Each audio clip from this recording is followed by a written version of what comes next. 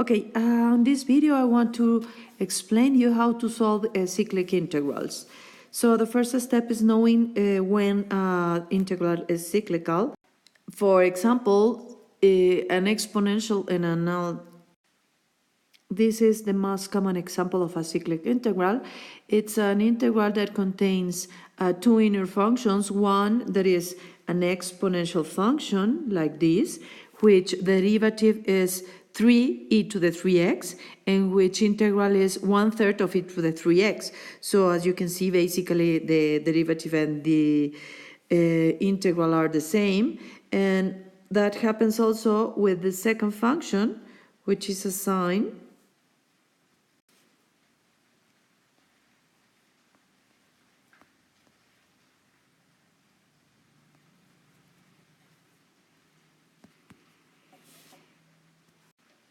In order to solve this, what we have to do is define what is going to be my u and what is going to be my dv. And in this case, you can choose any of the two as u and the other as dv. So I'm going to choose u as e to the 3x. So dv will be sine of 2x times dx. So in the case of u, I want to obtain the differential of u, which is 3e to the 3x times dx. And in the case of dv, what I want to obtain is the integral of sine, which in this case is negative 1/2 of cosine of 2x. And once we know u and dv, I want to re-express this integral as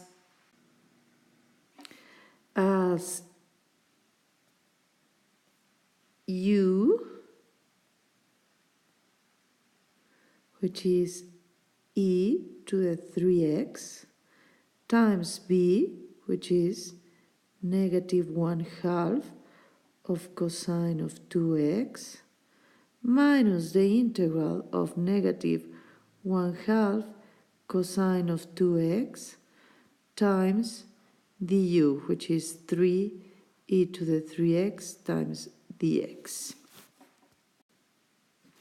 And by multiplying this and rewrite the terms, we will have 1/2 of e to the 3x cosine of 2x, and then plus 3/2 of the integral of e to the 3x cosine of 2x times dx. So in order to solve this last integral, we will have to apply the integration by parts formula again.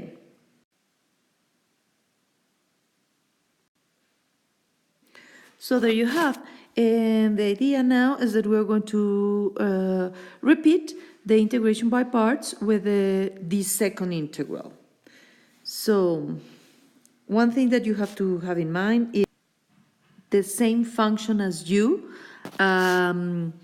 as the one that you used the first time. So in this case, I'm going to use the same function. So u is going to be e to the 3x, and dv is going to be, in this case, cosine of 2x times dx. I'm sorry about the handwriting, but writing in this is not so simple.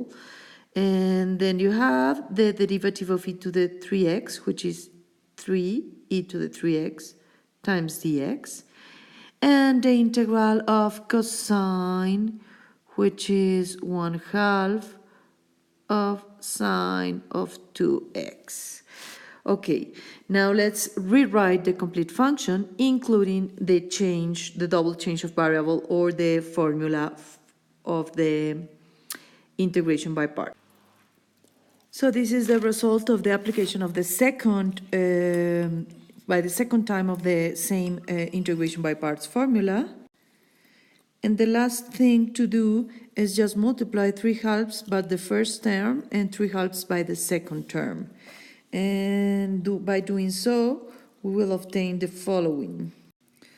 So as you can see now, the integral that appears here with the second time we use the formula it's similar or it's an alike integral to the first integral that we have at the beginning. So that's why we have to do algebra of functions and add this 9/4 of the integral to the original integral that was the integral of e to the 3x sine of 2x.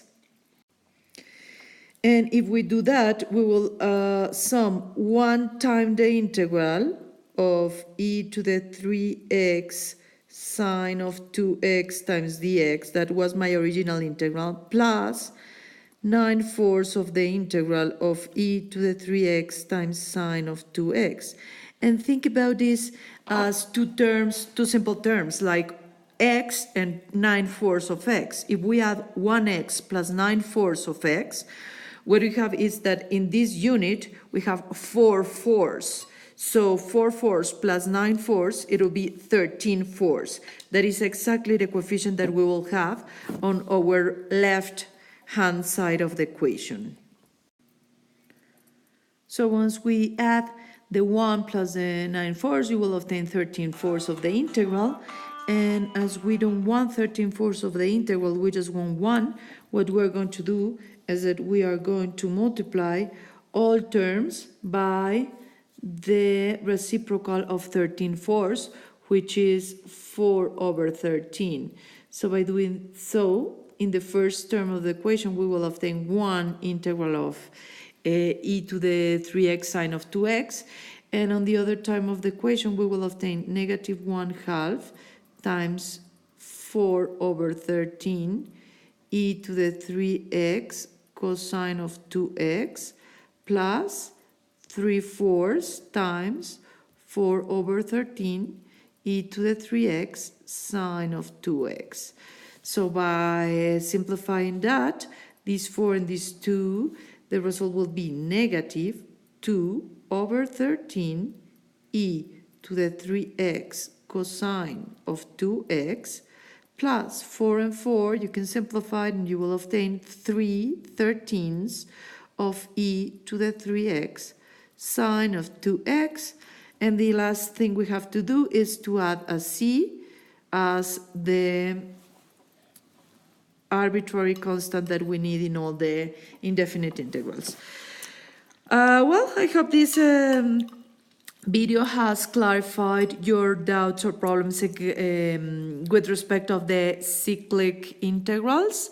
It's just an example. I apologize again by the handwriting, which is not very clear, but I